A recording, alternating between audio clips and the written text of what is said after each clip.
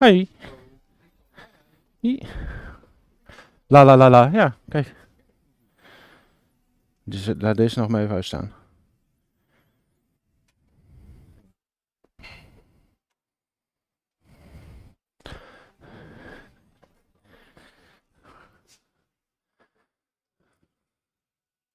Nou kijk. Oh, dat hebben we al heel iets gemaakt.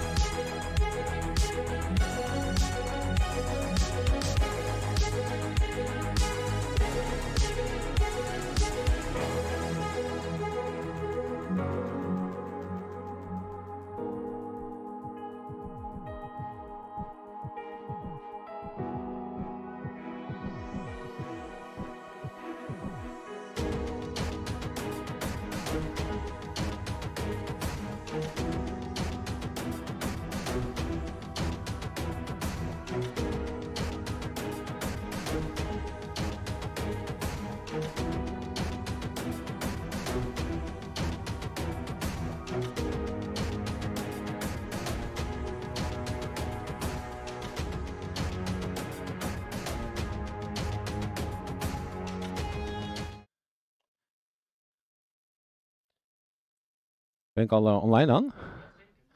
Dus hier is nu een heel mooi Tucklab logo. Ook op stream als het goed is, met een paar seconden vertraging. Oh ja, ik moet wel even de muziek uitzetten, is misschien wel handig. Ik verwacht nog één persoon bijkomst. Dus het kan zijn dat we straks nog even gestoord worden. Dat zien we dan wel. Okay, welcome to our lasercutter workshop. I'm gonna explain first a little bit theory, how to do things.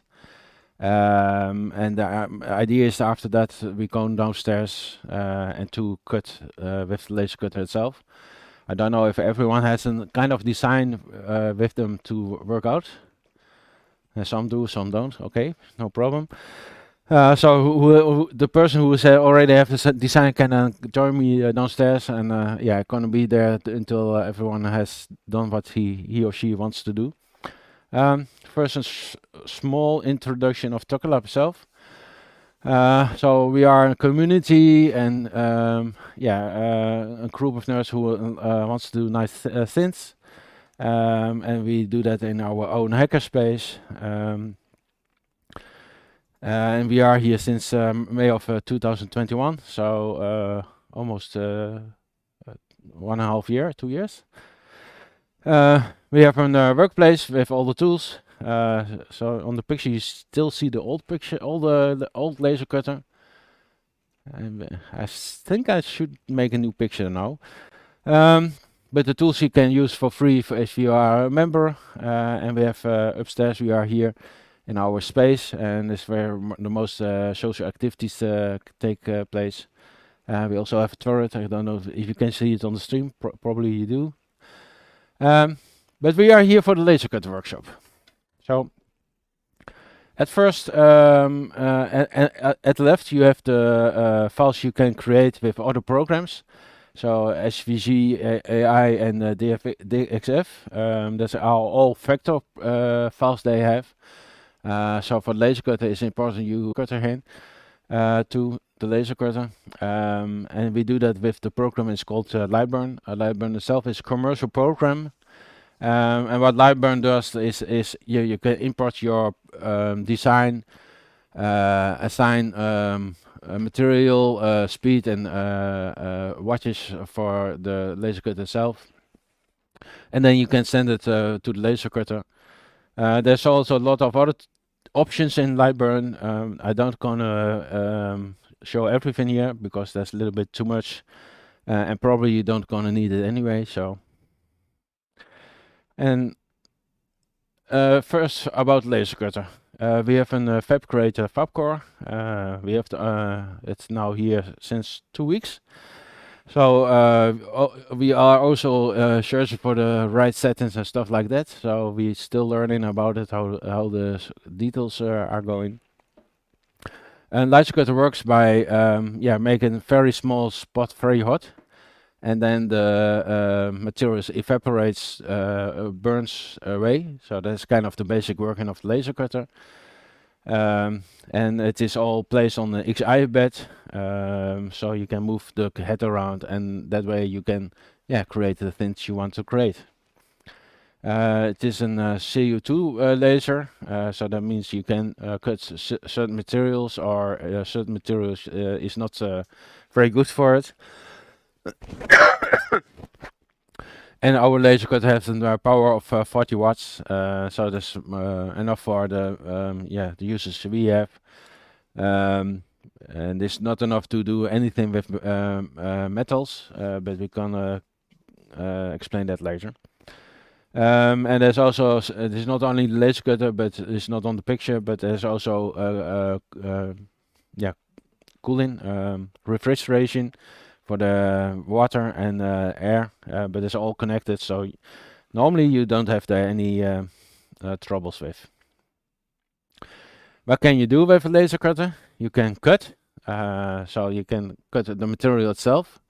You can engrave, and what's on there?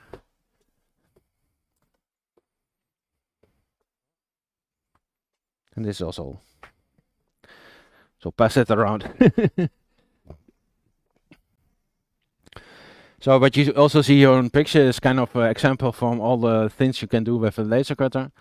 So you can engrave, you can cut, you can mark. So with mark is not that you cut it, but you do it with less power than what you would do with cutting, and that way you leave a mark on the material itself.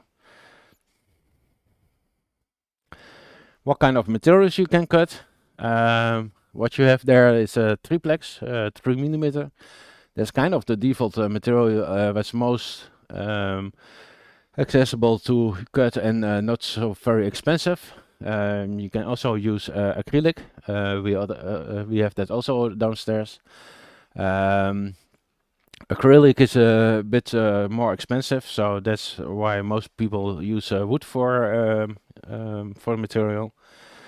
You can also use paper or cardboard, but then you have to keep an eye on that it doesn't burn away, because if you don't use the right settings, you get small fire very quickly. And you can also use, I don't know an English word for felt, wool, leather, that kind of materials. But it's gonna be smelly, so you are once.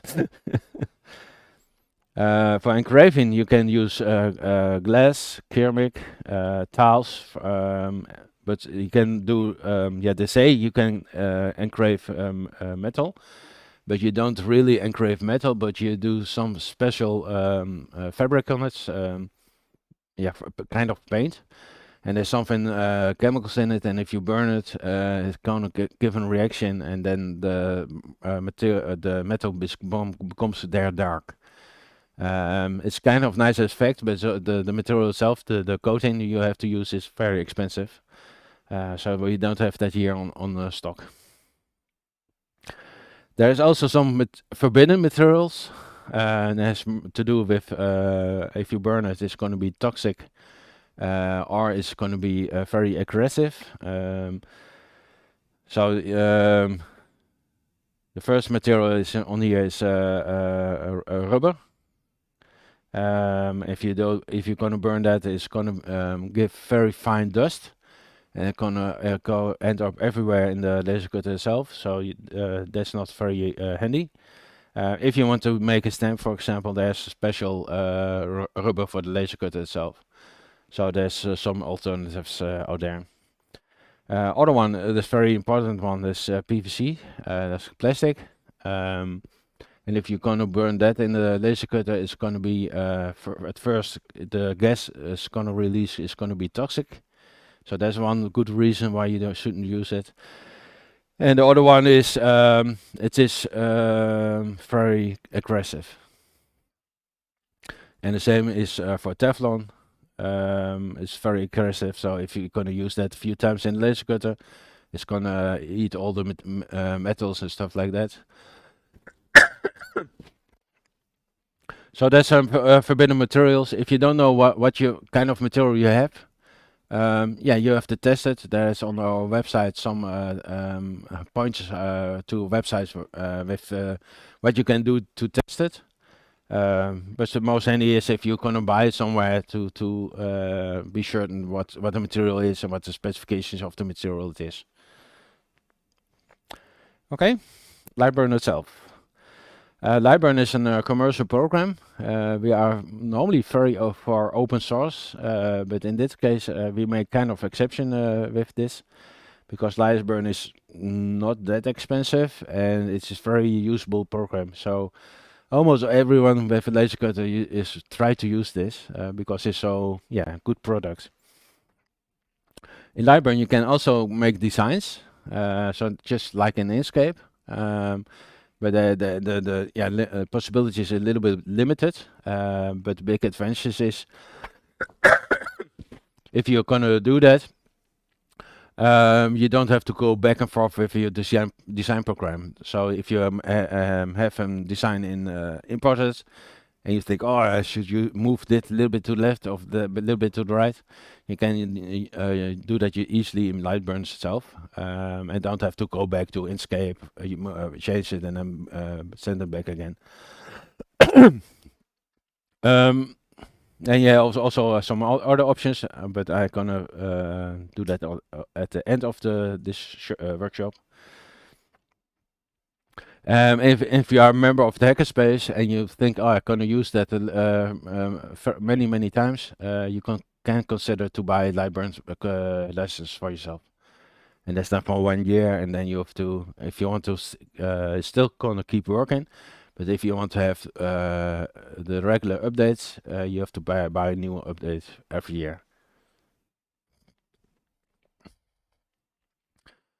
So now we go and get in the gritty details of Lightburn itself.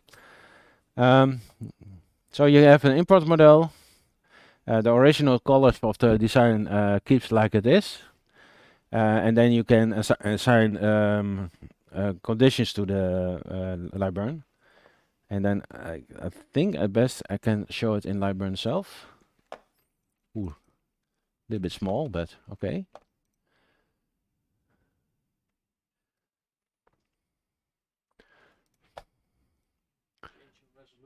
Yeah. It's not readable? No. Okay. Let's see if I can change the resolution.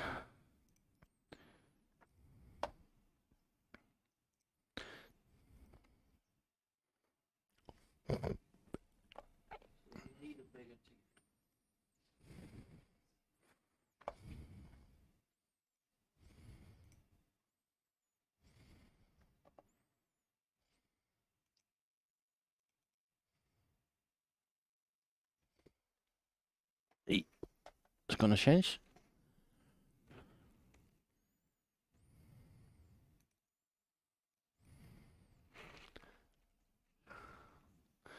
Don't see anything happening here, so.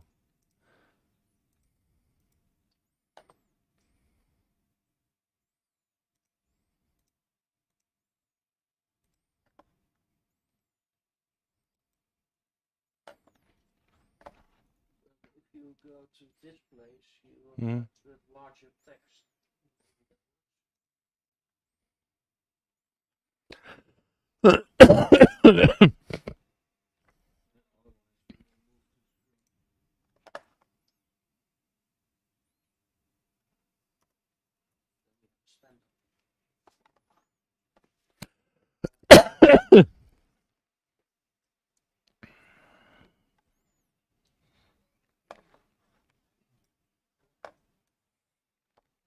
No.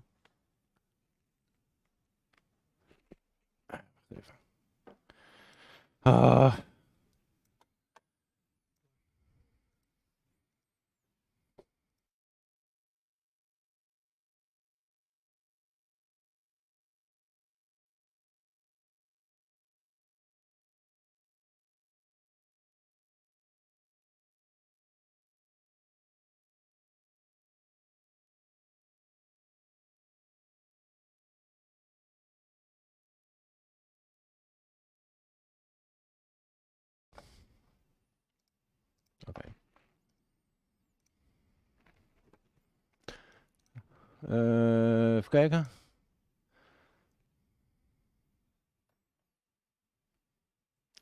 What is a nice example?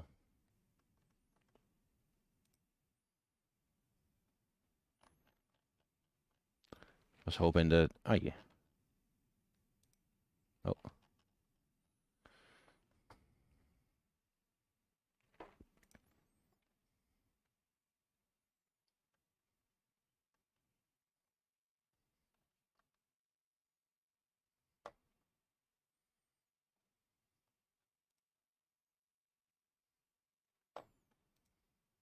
Okay. So, for example, this is an design you could just imported it, but you see already here many colors, and the color is layer, and every layer has settings here. And if you're gonna use our laser cutter, there's a library here with all the materials that is known to us. So, for example, yeah, if I press Shift and then the layer here, It's gonna highlight it in the program itself, and I can say, okay, I want to cut this. I want to use this material settings. Gonna assign it to this layer, and now this layer has that settings.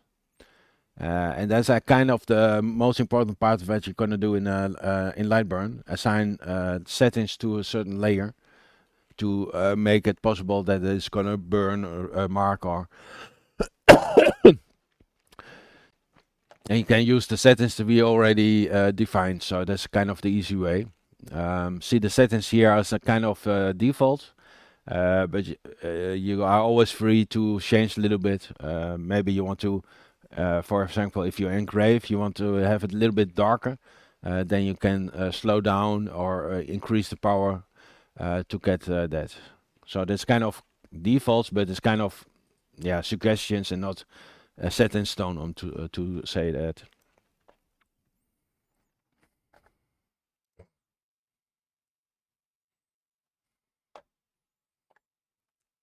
Go back and forth in the presentation. So you see there's 29 colors. So in one job you can have 29 different settings if you want to. And there's also T1 and T2. There's our toolpath. So you can use that as kind of help lines for aligning stuff or to mask stuff. But that are objects you're gonna make. That is not a part of the job itself. So that the toolpath are not sent to the laser cutter. If I go to the settings of for this example, this material of this settings. Yeah, I already said the speed and max power is the two settings that probably we're gonna use the most. You can play around with this. So we have some defaults.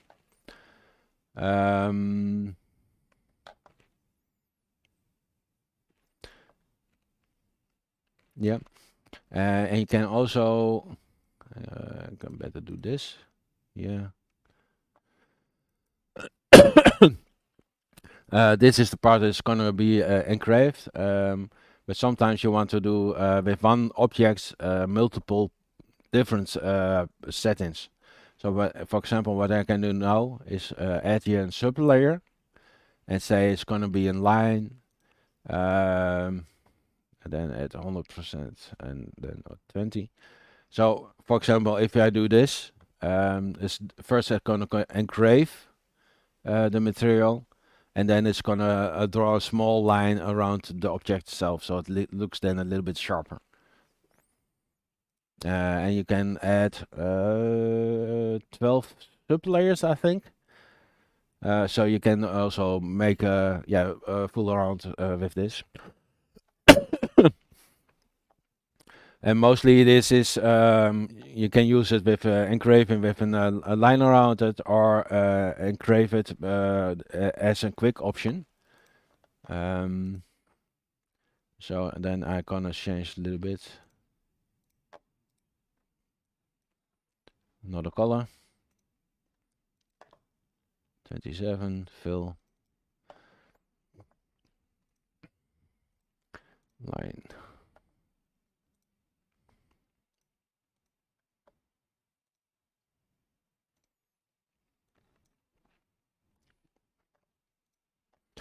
So what I just did do here is gonna say you don't have to fill this or engrave this, but you have to make a cross hatch here with an 3mm space between the lines. And then if I have to do this, yeah, and if I do a preview, I get this as a result.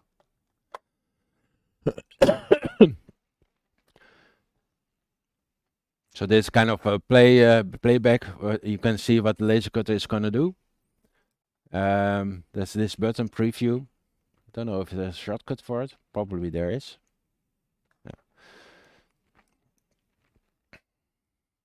And you can even let it play on real time. And you see also the traversal moves. There's in this case not so many, but you see the thin red line. That is the line that the laser head is gonna move anyway, but doesn't power the laser itself. So especially if I do it, for example, for engraving.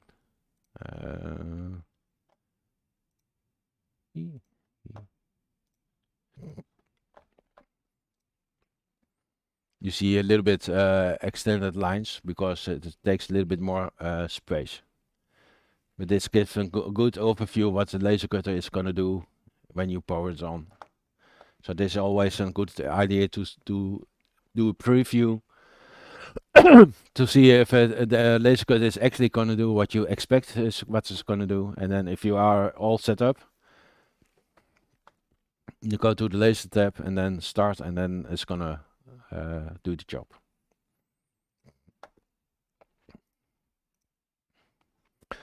The laser itself has a few settings where you're gonna start the job.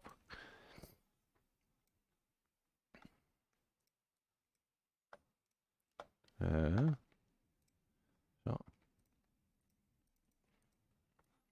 Ah.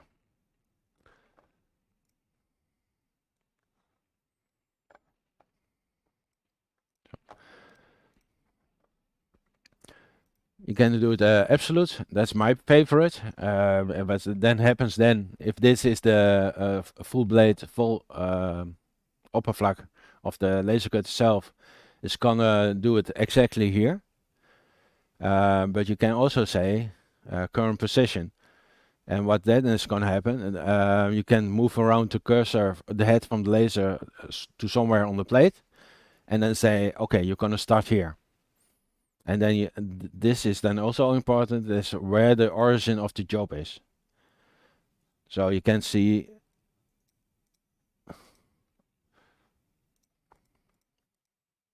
oh, that's kind of funny. You see in green point here.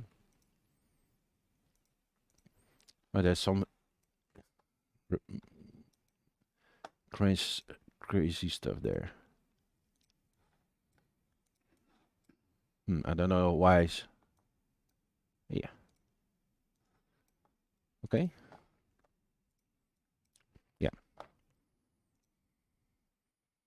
And if you want to do circular projects and you want to start from the center, this is the way to go. And you can also define user origin, but that's an option I haven't used so far. But then you can store a specific place in the laser cutter itself. And I think that's mostly used if you use kind of jig and you do kind of production. You want to always start on a specific place. You can use it that way.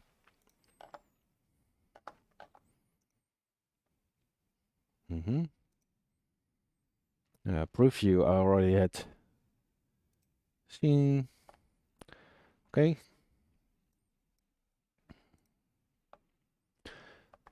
So now it's gonna be the practical part. So we now imported a design in Lightburn. We changed the settings in Lightburn to prepare it for the laser cutter, and now we have to send it to the laser cutter. But at first we have to turn on the laser cutter, of course. So this very practical side part of the workshop we're gonna practice later downstairs. So there's a power strip to turn everything that's behind the laser on in one switch. That turns on the laser, the air system, and the chiller. So it's going to be very noisy then.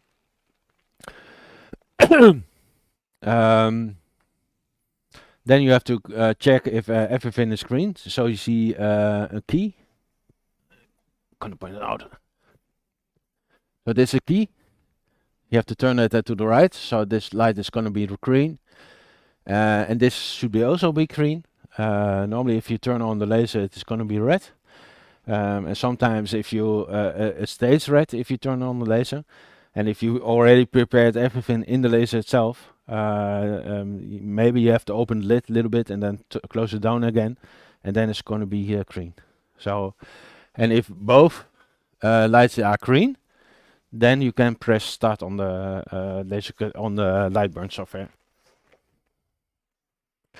And you see also the display with the arrow keys on the on the bottom of the panel. So that's to move the head around in the lasercutter itself. Other important part is to focus the laser on the material. For that we have a black puck downstairs. So you put your material in, put the puck on the material, and then the head itself, there's a small screw on the right side. You can just turn it loose, slowly drop down the head on the puck, then tighten it a little bit, and then remove the puck. So that should be that the distance between the laser and the material is good.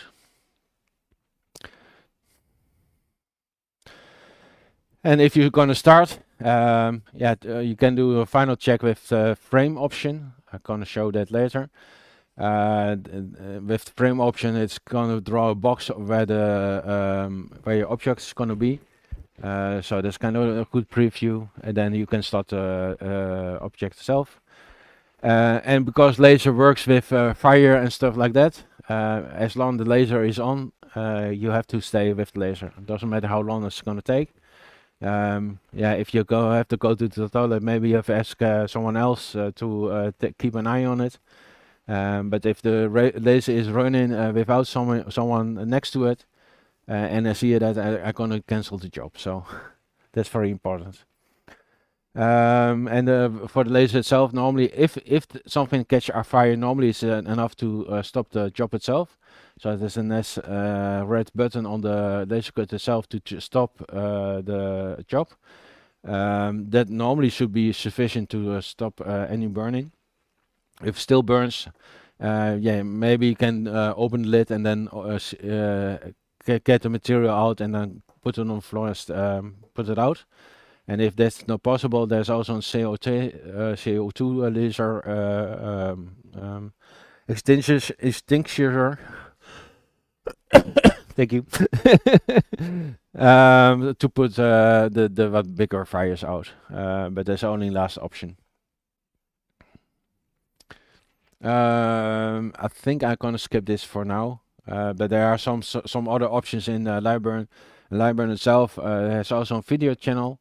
I would suggest to check it out and see what other options are. But you can do more things with Lightburn than what I mentioned now. So that was the part for theory. And I have one favor to ask you. We are part of the Creatieve Broedplaats subsidy, and I want to keep an eye if we do nice things and if people are enthusiasts. So if you want to fill in the enquête, it's going to be in Dutch, I think. So you're going to help us with that. So that's kind of the official part. And I think you can stop the stream now.